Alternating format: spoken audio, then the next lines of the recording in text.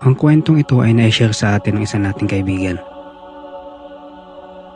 Tawagin natin siyang James. At ito ang kanyang kwento.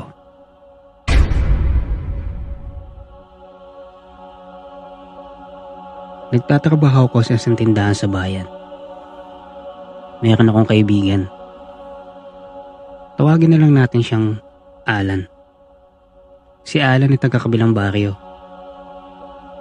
At magkasama kami mula nung mag-aaral pa kami. Dahil sa hirap ng buhay, napilitan kaming tumigil sa pag-aaral. At nagkasundo kaming dalawa na magtrabaho muna.